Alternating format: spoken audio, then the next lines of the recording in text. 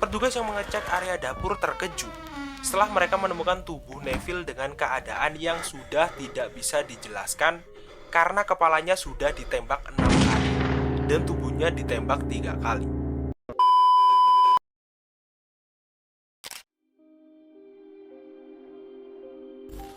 Ketenangan malam di kota Tolsandarsi pada tanggal 17 Agustus 1985 tiba-tiba berubah menjadi malam yang mengerikan karena sebagian besar keluarga Bamber ditemukan meninggal dengan keadaan yang sangat mengerikan.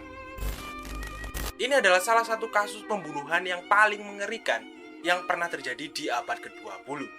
Sebelum kita masuk ke video kali ini, jangan lupa untuk di-like dan di-subscribe dulu agar channel ini bisa berkembang dan bertumbuh lebih besar lagi.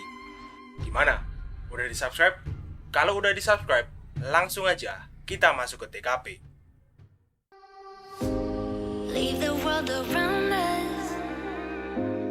They don't need to know. Come find me where. Musim panas tahun 1985 adalah musim kelabu yang akan selalu diingat oleh para penduduk kota Tolsandarsi. Karena di musim itu sebagian keluarga Bamber ditemukan meninggal secara tragis. Sebelum kita membahas kronologi kejadian pembantaian keluarga Bamber, pertama-tama kita harus membahas latar belakang dari keluarga Bamber terlebih dahulu.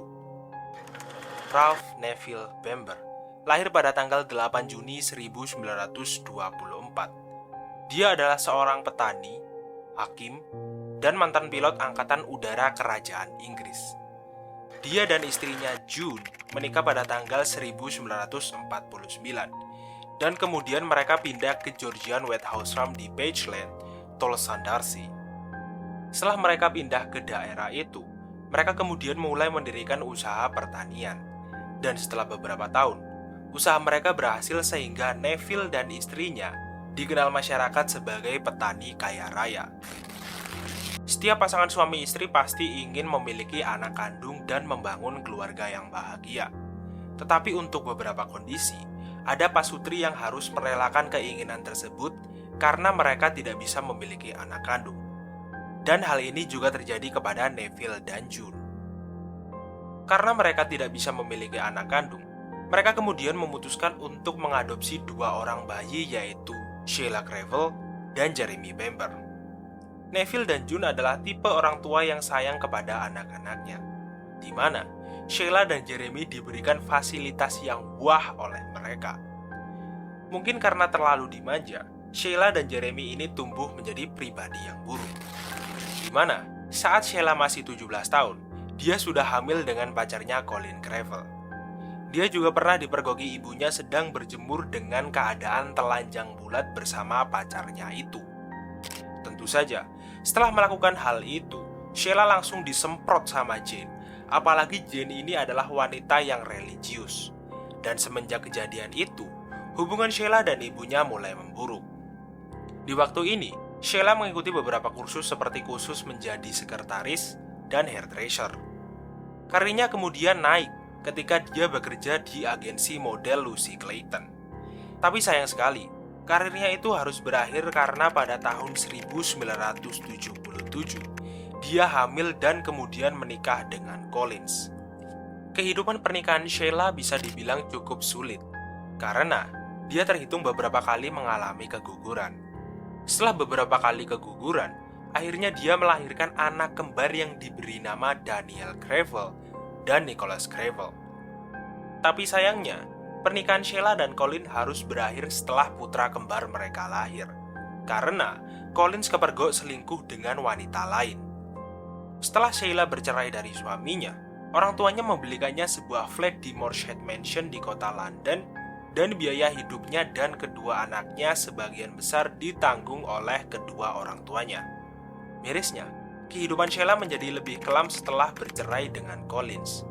Dia tercatat pernah beberapa kali terlibat dengan obat-obatan terlarang dan pernah bekerja sebagai pelayan selama 1 minggu di School Dinners, sebuah restoran London yang para pelayannya adalah wanita-wanita yang menggunakan seragam sekolah serba seksi.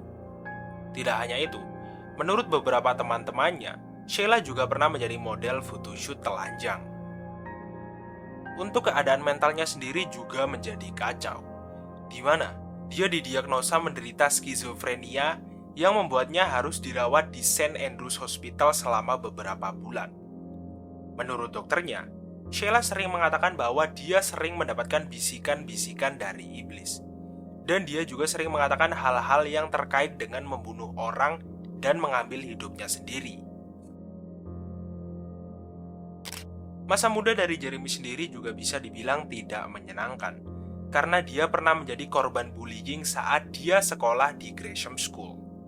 Saat dia masih remaja, Jeremy beberapa kali terlibat aksi pencurian, perampokan, penyelundupan obat-obatan terlarang, dan seks bebas.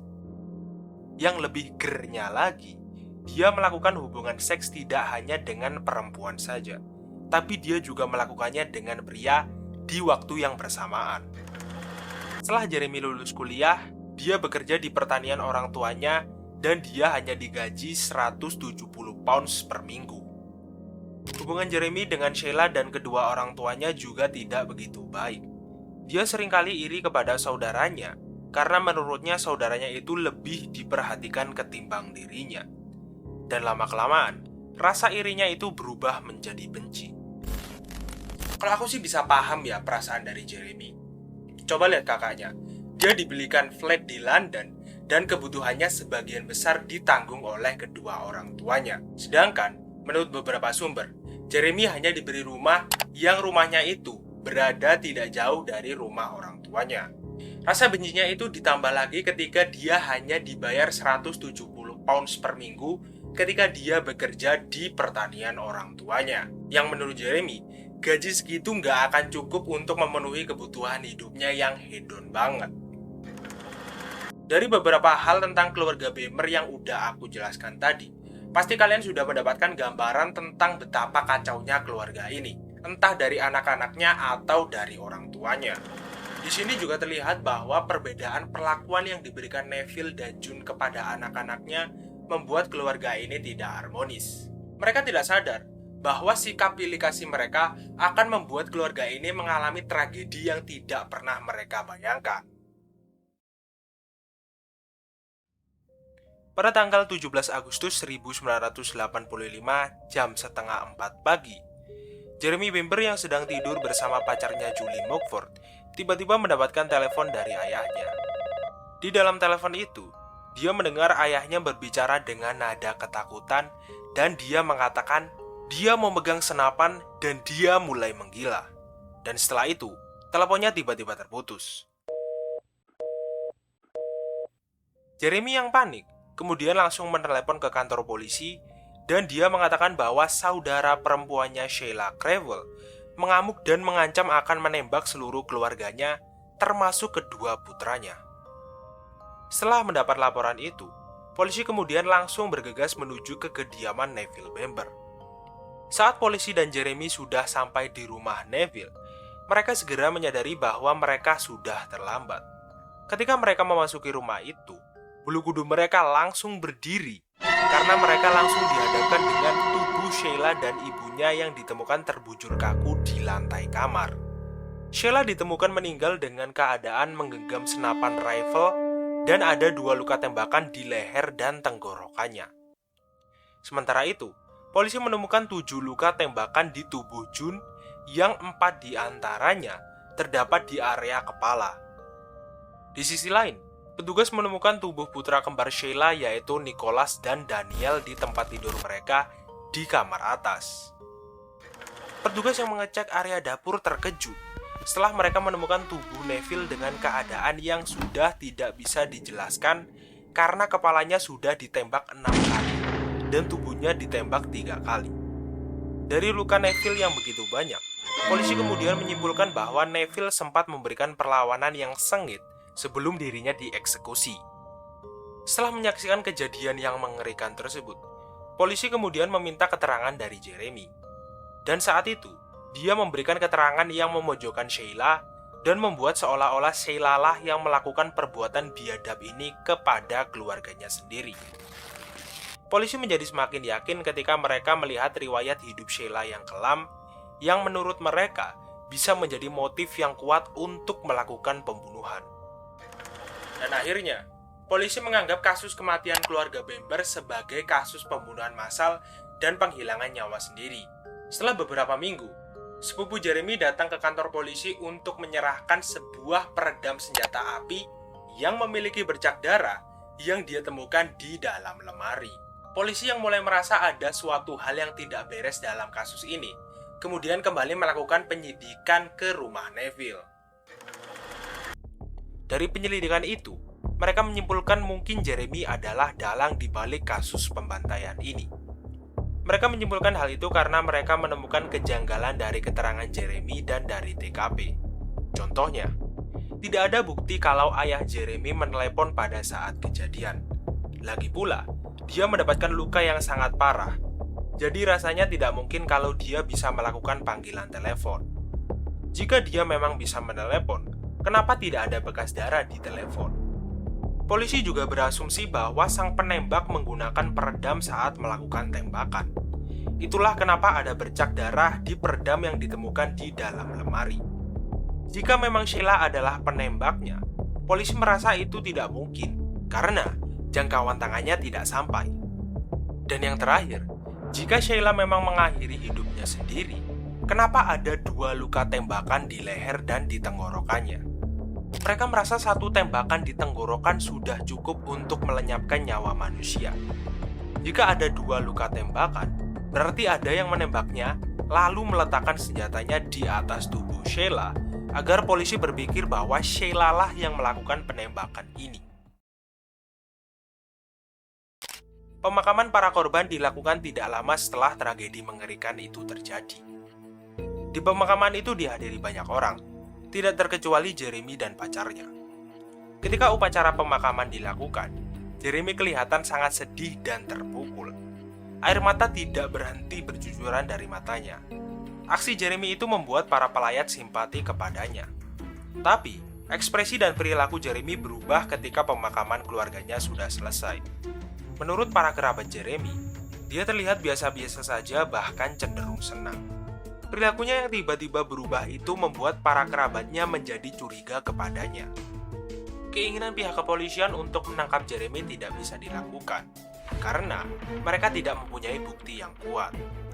Di tengah keputusasaan polisi untuk mencari bukti yang bisa membuat Jeremy tertangkap, pacar Jeremy yaitu Julia Mumford tiba-tiba datang ke kantor polisi untuk memberikan kesaksiannya. Beberapa hari sebelum tragedi pembunuhan massal itu terjadi, Jeremy pernah mengatakan kepadanya bahwa orang tuanya itu harus mati karena mereka sudah terlalu tua dan gila. Setelah mendapatkan kesaksian dari Julia, polisi langsung menangkap Jeremy dan memasukkannya ke penjara. Tapi anehnya, beberapa hari kemudian, dia ditebus seseorang dan setelah ditebus, dia langsung pergi staycation bersama teman-temannya. Tentu saja hal itu membuat publik menjadi geram. Tapi untungnya, polisi langsung menangkapnya setelah dia selesai bersenang-senang dengan teman-temannya. Nampaknya, itu adalah liburan yang terakhir kalinya untuk Jeremy. Karena setelah dia ditangkap, dia langsung dijatuhi vonis bersalah atas pembunuhan yang dilakukan ke keluarga Bamber dan dia diberi hukuman penjara seumur hidup tanpa kemungkinan bebas bersyarat pada tanggal 28 Oktober 1986. Meskipun sudah mendekam di penjara, tapi Jeremy masih tidak mau mengakui bahwa dirinya adalah pelaku di balik kematian dari keluarga Bamber. Karena Jeremy masih tidak mau mengakui bahwa dia adalah pembunuhnya, kronologi pasti terbunuhnya keluarga Bamber masih tidak diketahui. Lah terus apa sih yang membuat Jeremy sampai tega melakukan pembunuhan terhadap keluarganya? Menurut polisi, Jeremy mempunyai 2 motif yang kuat yang membuatnya yakin untuk membantai keluarganya sendiri. Motif pertama, Jeremy melakukan pembunuhan itu karena rasa benci dan iri kepada keluarganya. Motif kedua, Jeremy diduga mengincar harta warisan orang tuanya. Jeremy berencana membunuh seluruh keluarganya dan menjadikan Sheila sebagai kambing hitam di dalam kasus terbunuhnya keluarga Bamber, agar dia bisa menjadi pewaris tunggal seluruh aset kekayaan keluarga Bamber. Oke lah guys, itu dia cerita dari kasus Jeremy Bamber. Seperti biasa, jika aku ada kesalahan informasi, kalian bisa menuliskan koreksinya di kolom komentar di bawah ini. Jika kalian menyukai video kali ini, jangan lupa untuk di like dan di subscribe dulu. Dan jangan lupa juga untuk menyalakan lonceng notifikasinya agar kalian tidak ketinggalan update terbaru dari channel ini. Oke lah, sekian dari Restory kali ini. Risantoso pamit. See you in the next video. Leave the world around